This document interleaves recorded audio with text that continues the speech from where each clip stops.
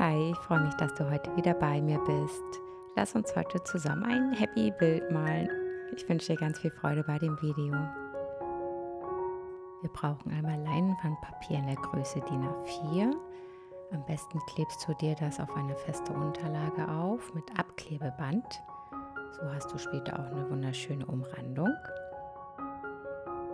Ja, damit die Farbe besser haftet und weniger in den Untergrund einzieht, benutze ich immer sehr gerne Gesso, um die Oberfläche gut vorzubereiten. Und so versiegelst du auch automatisch die Kanten und dann kann keine Farbe mehr drunter laufen und dann hast du eine schöne scharfe Umrandung.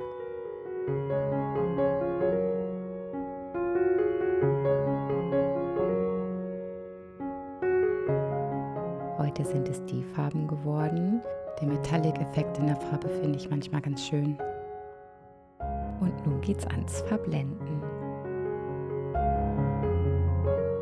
Arbeite dich Stück für Stück vor, bis beide Farben sich treffen und vermische die dann, dass du einen weichen Übergang hast. Füge deiner Acrylfarbe sonst gerne auch einen Retarder hinzu. Das ist ein Trocknungsverzögerer, damit du einfach ein bisschen mehr Zeit hast, alles gut zu verblenden.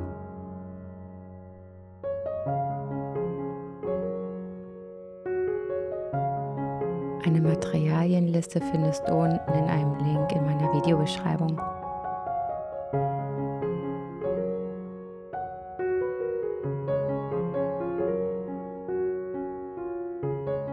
Ja, wenn alles gut getrocknet ist, kommt nun die Schablone. Da benutze ich dann wieder meine beiden Farben. Das trage ich mit einem kleinen Schwämmchen auf. Die orangene Farbe kommt dann auf die Metallic-Farbe und dann das Ganze einfach umgekehrt. Fang lieber mit ein bisschen weniger Farbe an, damit diese nicht unter deine Schablone läuft.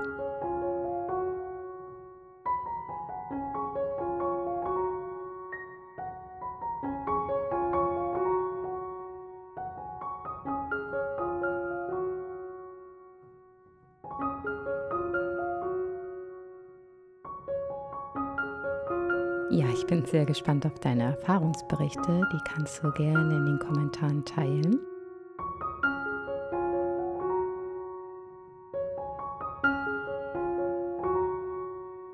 Ich persönlich mag es immer sehr gerne, bei dieser Schablone noch ein paar Akzente zu setzen, beziehungsweise Schatten. Mit dem Rundpinsel mache ich das dann noch einmal.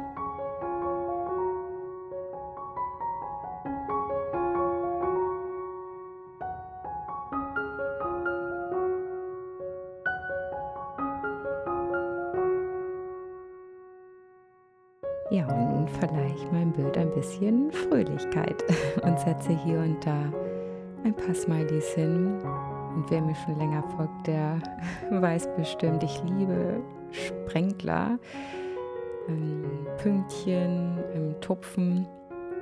Das gibt nochmal so eine schöne Dynamik und so eine Frische ins Bild, finde ich. Ja, also für mich müssen natürlich wieder kleine Pünktchen und Sprenkel hin. Da hatte ich nochmal weiße Acrylfarbe genommen. Die Farbkombi finde ich auf jeden Fall echt cool, auch mit der Metallic-Farbe. Ich hoffe, du hattest Freude beim Zuschauen und beim Nachmachen. Und dann würde ich sagen, sehen wir uns nächsten Sonntag wieder. Bis dann, tschüss!